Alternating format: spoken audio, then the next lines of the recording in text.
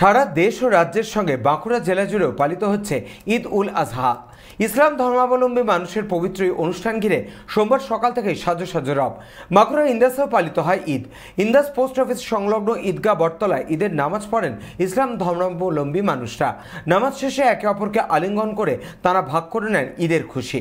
বড়দের হাত ধরে মসজিদে হাজির কচি কাঁচারাও, তাদের মধ্যেও একে অপরকে বুকে টেনে নিয়ে চলছে খুশির ঈদ উদযাপন।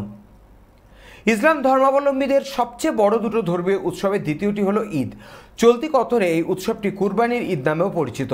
এই উৎসবকে ঈদ উজ জোহাও বলা হয়। এই উৎসবের জন্য ইসলাম ধর্মাবলম্বী পরিযায়ী শ্রমিকরা সপ্তাহখানেক ধরে ঘরে ফিরতে শুরু করে দেন।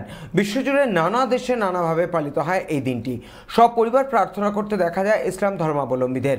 এই দিনটিকে বকরি ঈদ বা কুরবানি ঈদও বলা হয়ে থাকে। এই দিনে পশুকে কুরবানি দেওয়ার প্রথা রয়েছে। এই কুরবানি কেবল পশু কুরবানি নয়, নিজের পশুত্ব, নিজের ক্ষুদ্রতা, নীচতা, স্বার্থপরতা, হীনতা, দীনতা, আমিত্ব ও অহংকার ত্যাগের কুরবানি। কাজী নজরুল ইসলামের ভাষায়, তোরা ভোগের পাত্র ফেলরে ছড়ে, ত্যাগের তরে হৃদয় বাঁধ। কবির ভাবার্থে, হৃদয়ে যদি কোনো পশুর সুলভ আচরণ থাকে, সেই পশুত্বকে হত্যা করতে হবে। ভোগের মতো রিপুকে ত্যাগ করে জীবনে এগিয়ে নিয়ে যেতে হবে পরম করুণাময়ের প্রতি সকল কিছু নিবেদন করে। এই আত্মত্যাগী জীবনের পাথেয় হয়ে ওঠে। কুরবানি কবিতার ছত্রে ছত্রে সেই অর্থই ফুটে উঠেছে বারংবার।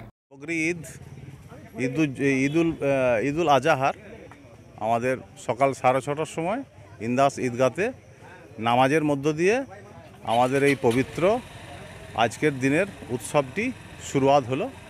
এরপর সকলে আমরা পবিত্র মনে সকালবেলায় গোসল করে স্নান করে উত্তম রূপে আমরা সকলে এখানে ঠিক 6:30টার সময় আমরা মিলিত হলাম এবং আমরা নামাজ একসঙ্গে পাঠ করলাম। তারপরে আমরা সৌহার্দ্য বিনিময় করলাম, সকলের সঙ্গে গলায় মিললাম, হাতে মোসাহা করলাম।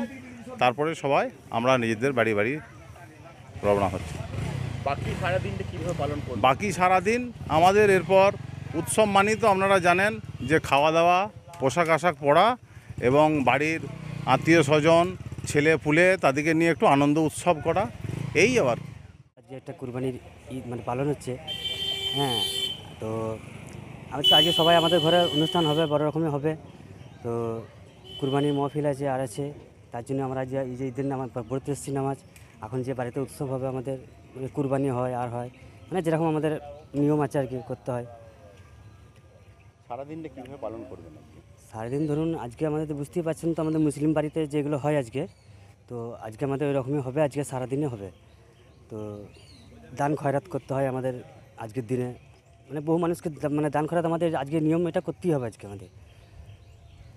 সকাল থেকে কী করলেন? সকালটা এখন আপাতত কিছু হয় না, আমাদের এখন কুরবানির নিয়ম আছে, সে কুরবানি হবে, তারপর মানুষরা যে সব খাওয়া দাওয়া করবে আর করবে, তার আগে কেউ খেতে পারবে না। সকালে তো ঈদের নামাজ পড়ে, ঈদের নামাজের আগে আমাদের কেউ খেতে পারবে না। আর আমাদের ঈদের নামাজ পড়া হয়ে গেছে, এখন বাড়িতে যে সবাই নাস্তা। বাঁকুড়া থেকে নবেন্দু হাটির রিপোর্ট, চ্যানেল 24/7।